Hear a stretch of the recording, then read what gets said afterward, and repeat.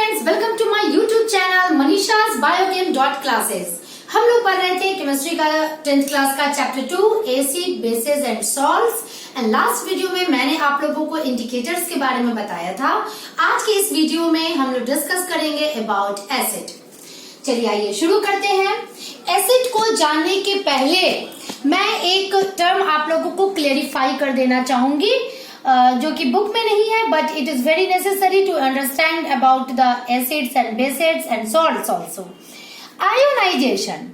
Ionisation वो process होता है जिसके द्वारा आयोनिक कंपाउंड्स यानी वो कंपाउंड्स जो आयन से मिलके बनते हैं they dissociate under water. It means पानी में जब हम लोग आयोनिक कंपाउंड को डालते हैं तो वो अपने रिस्पेक्टिव आयंस में टूट जाते हैं।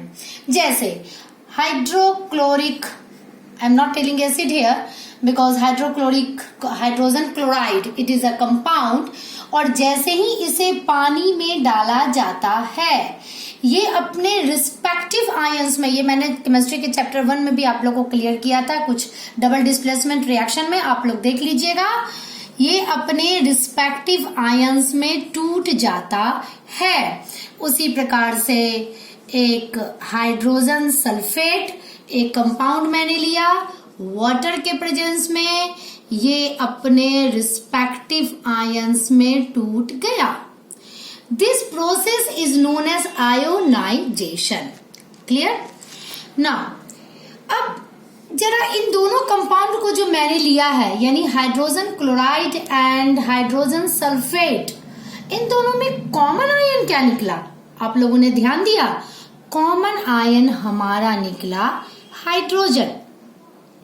तो इस प्रकार से ये दोनों कंपाउंड में हमारा कॉमन आयन हो गया हाइड्रोजन।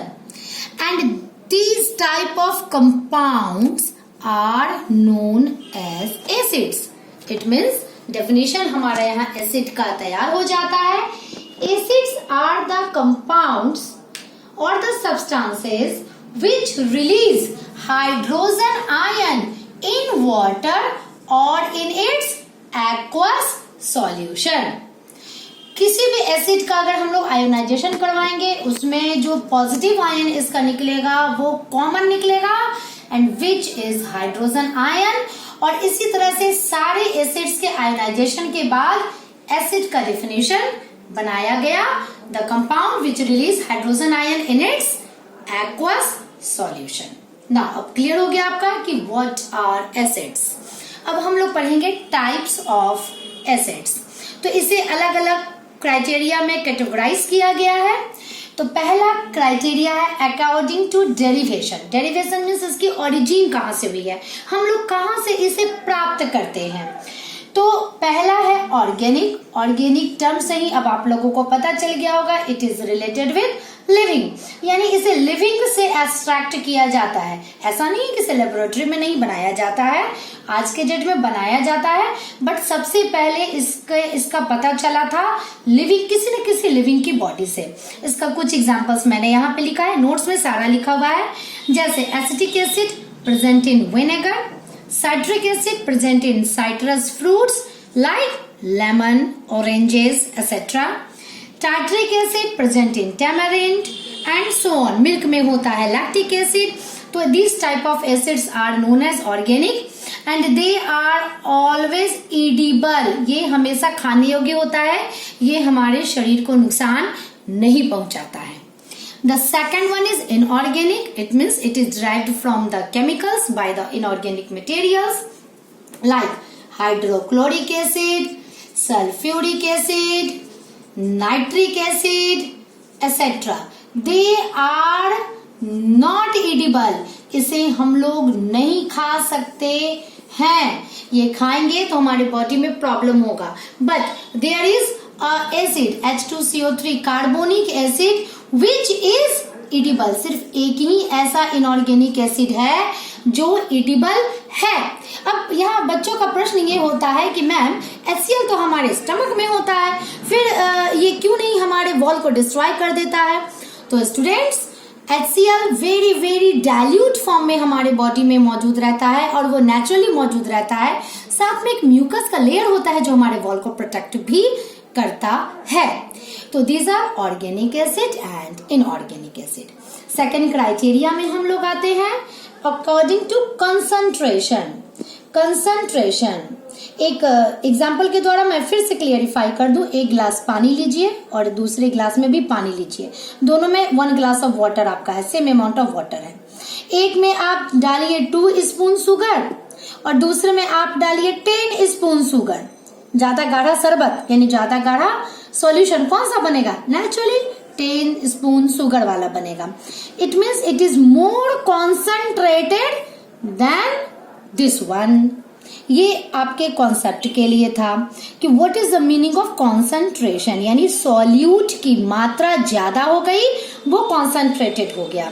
यहाँ कोई फिक्स रेशियो हमारा नहीं बताया जाता है, ये सिर्फ 2 सॉल्यूशन के बीच में तुलना होती है। मान लिया कि ये 10 है और दूसरे में 12 स्पून शुगर डाल दूं, it is more concentrated than this. तो ये 2 सॉल्यूशन के बीच में इसकी तुलना होती है, आपका कोई भी एक एग्जैक्ट वैल्यू नहीं दिया गया है।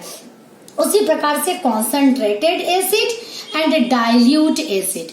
इस कॉन्सेंट्रेटेड एसिड में क्या होगा? मोर एसिड रहेगा, लेस वाटर रहेगा। और डाइल्यूट में क्या रहेगा? मोर वाटर रहेगा एंड लेस एसिड रहेगा। इसकी कोई मात्रा बेटा आपकी कोई फिक्स रेशियो में नहीं दी जाती है कि नहीं 60%, 40%, नो, मोर देन 50% में अब आप कितना भी ले सकते हैं। क्लियर? तो यानी कि अगर कोई एसिड ले ले, दिस इज एसिड, और यहाँ हम लोग वाटर ले लें और हमें एसिड को डाइल्यूट करना हो, इट मीन्स मिक्स करना हो water and it is acid को, कोई क्या कर सकता है? एसिड को उठाया, वाटर में डाल दिया, कोई दिक्कत नहीं। दूसरा बच्चा आया और वो क्या किया? वाटर को उठाया, एसिड में डाल दिया। भाई दोनों केस में तो हमें मिक्स ही करना है। बट अगर मैं ये पूछूं कि दोनों में से कौन सही है और कौन गलत है, तो वो स्टूडेंट यानी स्टूडेंट नंबर ए जिसने एसिड को डाला था वाटर में, ये सही है। और स्टूडेंट नंबर बी जिसने वाटर को डाला था एसिड में, ये रॉन्ग मेथड था। ये क्वेश्चन पूछा जाता है कि ऐसा क्यों हुआ? तो ये होता है कि mixing of acid and water is highly exothermic, यानी कि जब हम एसिड और वाटर को मिलाते हैं तो ये हाईली एक्सोथर्मिक रिएक्शन होता है, हीट का प्रोडक्शन होता है और इस हीट से आपका एक्सीडेंट हो सकता है, इसके अंदर का लिक्विड आपका स्प्लैश आउट हो सकता है। फिर यहाँ पे प्रश्न उठता है कि मैम इसमें तो दोनों को मैंने मिलाया, फिर क्या दिक्कत था? बेटा दिक्कत ये है, water is a good absorber of heat. ये आप लोग जानते होंगे, वाटर बहुत अच्छा हीट एब्जॉर्ब करता है और एसिड इस पूरे हीट को एक्सप्लोड करने का काम करता है, एसिड में आग लग जाती है। ठीक है, तो अगर हम लोग एसिड को डालें, पहला बूंद जो एसिड का गया, यहाँ पर जो हीट का प्रोडक्शन हुआ, उस हीट को ये वाटर एब्जॉर्ब कर लिया। फिर दूसरा बूंद, तीसरा बूंद, चौथा बूंद, सारे हीट को ये वाटर एब्जॉर्ब करने लगा। बट अगर हम लोग उल्टा करें, वाटर को डालें एसिड में, जैसे ही वाटर का पहला बूंद यहाँ गया, हीट का प्रोडक्शन हुआ और ये एसिड उस हीट को और एक्सप्लोड कर देगा। इसके कारण क्या होगा? पूरा का पूरा सॉल्यूशन ऊपर की ओर आ जाएगा और एक्सीडेंट हो जाएगा इस प्रकार से। तो इस तरह से कॉन्सेंट्रेटेड एंड डाइल्यूट एसिड आप लोगों को समझ में आ गया। एंड उसके बाद कैसे हम लोग डाइल्यूशन ऑफ एसिड करते हैं, क्या करना चाहिए और क्या नहीं करना चाहिए, ये मैंने आप लोगों को बता दिया। नाउ हमारा जो नेक्स्ट क्राइटेरिया है टाइप्स ऑफ एसिड में, वो है अकॉर्डिंग टू स्ट्रेंथ। कुछ एसिड स्ट्रांग होते हैं और कुछ एसिड वीक होते हैं। स्ट्रॉन्ग एसिड का एग्जाम्पल है inorganic acid except carbonic acid, और वीक एसिड का एग्जाम्पल है और सारे organic acid and carbonic acid. They are not edible and but they all are edible. इसे हम खा सकते हैं बट स्ट्रॉन्ग एसिड को नहीं खा सकते हैं। What is strong acid exactly? They completely ionize in its aqueous solution। Ionization मैंने जस्ट अभी बताया है। They completely ionize in its aqueous solution। Let us suppose मैंने अगर यहाँ पे 10 मॉलिक्यूल ऑफ हाइड्रोक्लोरिक एसिड ले लिया, इसे पानी में घोल दिया, तो इसका पूरा का पूरा 10 मॉलिक्यूल आयोनाइज हो जाएगा इस प्रकार से। पूरा का पूरा 10 मॉलिक्यूल जो हाइड्रोक्लोरिक एसिड का है वो कंप्लीटली आयोनाइज हो जाएगा।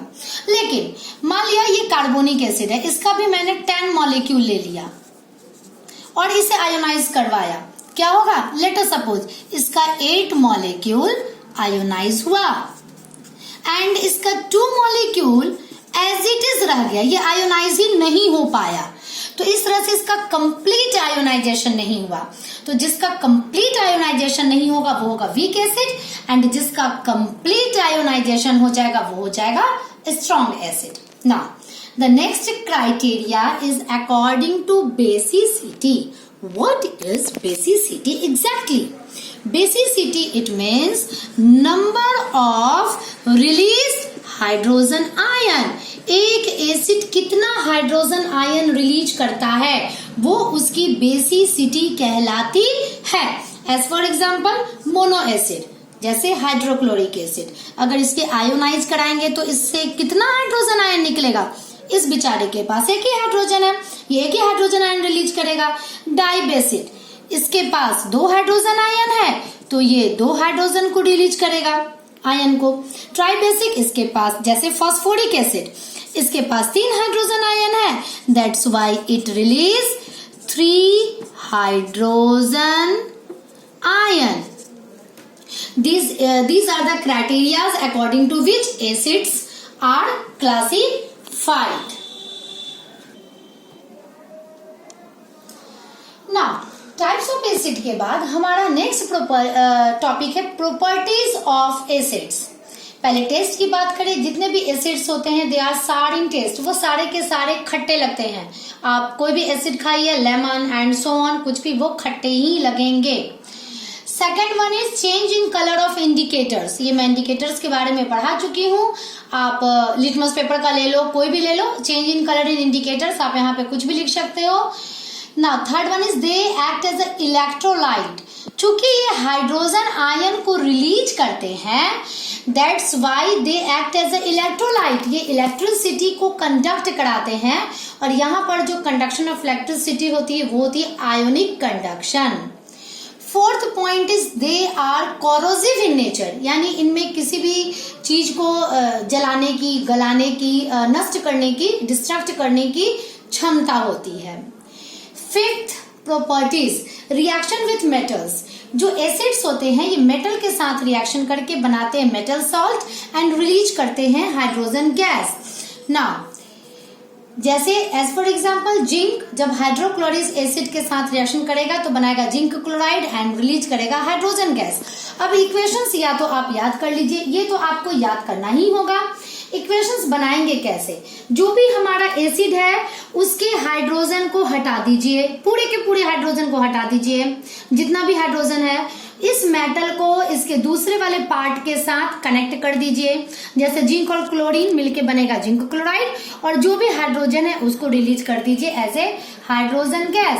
जैसे अगर मैं इसके साथ रिएक्शन करवाती हूँ हाइड्रोजन को, उसके बाद बैलेंस आप कर लीजिए, आपको बैलेंस का जरूरत पड़ेगा। तो इसकी जैसे यहाँ करेंगे तो हाइड्रोजन को हटा के zinc sulphate and hydrogen gas, तो इसे अगर बैलेंस करने की जरूरत है तो बैलेंस कर लीजिए। तो इस तरह से आप इक्वेशंस को अपना प्रैक्टिस कीजिएगा तो आपको याद भी हो जाएगा।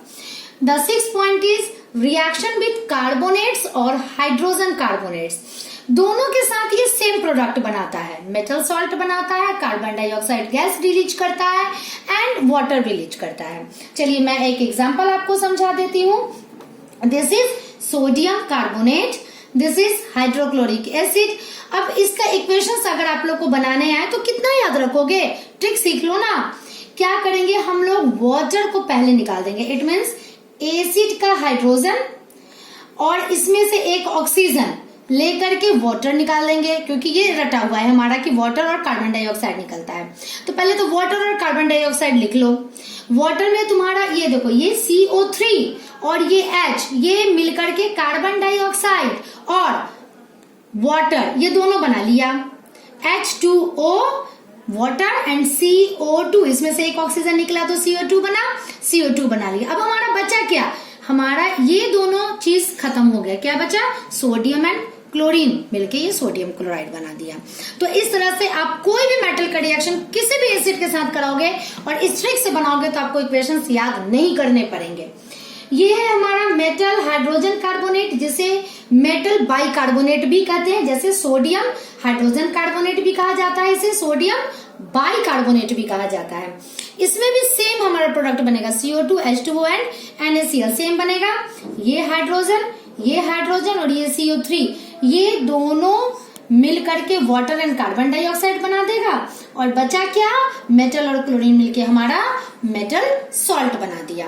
तो इस तरह से आप किसी के भी साथ रिएक्शन करा के देख लो, आपका सेम आएगा वो चीज। ये पूरा और ये निकल करके क्या बना दिया, CO2 प्लस H2O। बचा क्या, ये मेटल और ये सल्फेट, तो आपका बन गया। आप फॉर्मूला आप अपने आधार पे लिख लीजिए और फिर उसे बैलेंस कर लीजिए। 7th है रिएक्शन विथ मेटल ऑक्साइड। जब भी ये मेटल ऑक्साइड के साथ रिएक्शन करता है तो बनाता है सॉल्ट एंड रिलीज करता है वाटर।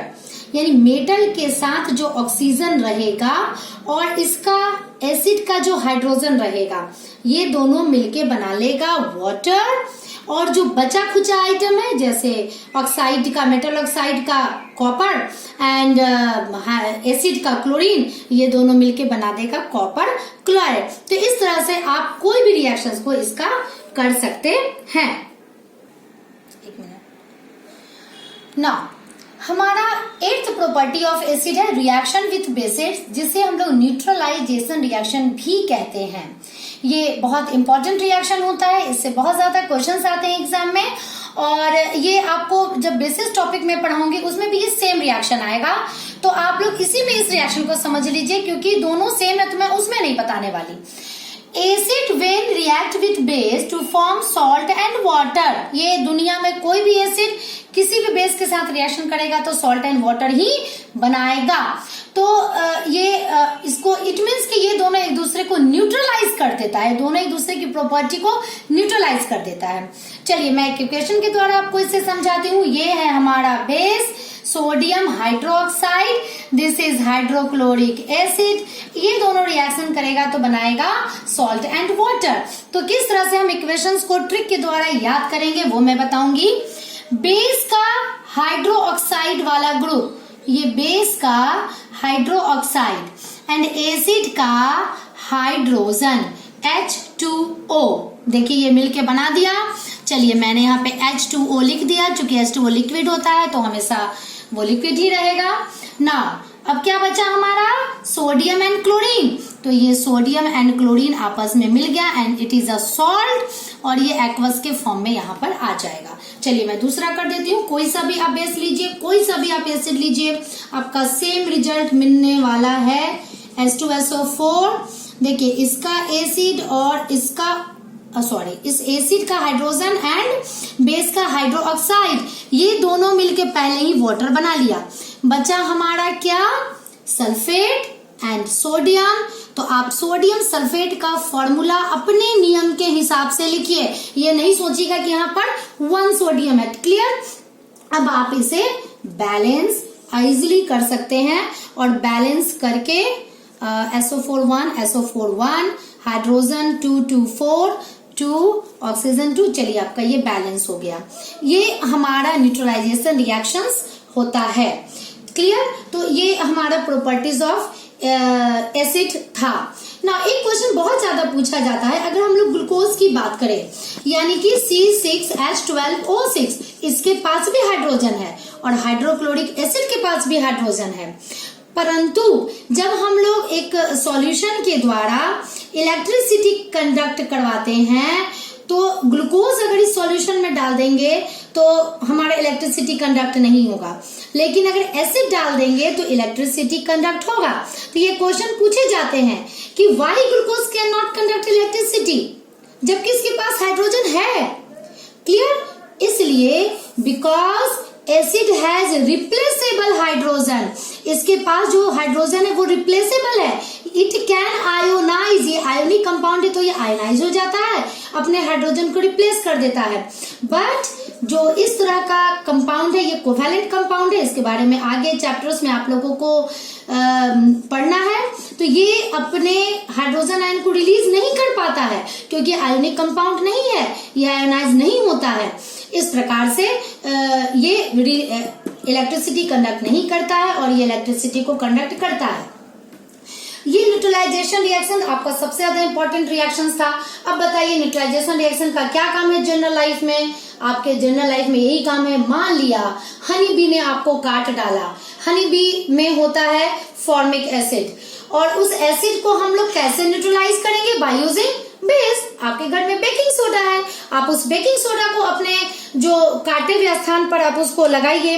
अगर आपको येलो वेस्ट पे काट लिया तो येलो वेस्ट में होता है बेस, तो आप उसमें एसिड यानी विनेगर आपके घर में है, आप उसे यूज कर सकते हैं। अगर आपको कभी बहुत ज्यादा खाना खाने के बाद या भूखे पेट रहने के बाद एसिडिटी हो जाती है, एसिडिटी बहुत कॉमन बीमारी है, ये अक्सर हम लोगों को ज्यादा खाना खाने के बाद या कभी कभी भूखे पेट रहने पे भी होती है। नेचुरली पेट में हाइड्रोक्लोरिक एसिड की मात्रा ज्यादा बन गई है, उसका यूज नहीं हो पा रहा है, इसको कैसे न्यूट्रलाइज करोगे? हम लोग घर में बेकिंग सोडा है, उसका सॉल्यूशन हम लोग पी सकते हैं। तो इस तरह से इस न्यूट्रलाइजेशन रिएक्शन का इस्तेमाल हम लोग अपने डेली लाइफ में करते हैं। तो इस प्रकार से हमने एसिड के बारे में, एसिड के टाइप्स क्या होते हैं, एसिड किसे कहते हैं, इसकी प्रॉपर्टीज क्या होती है, इस वीडियो में जाना। नेक्स्ट वीडियो में मैं नेक्स्ट टॉपिक के साथ, इसी चैप्टर के नेक्स्ट टॉपिक के साथ मिलती हूँ। Till then bye.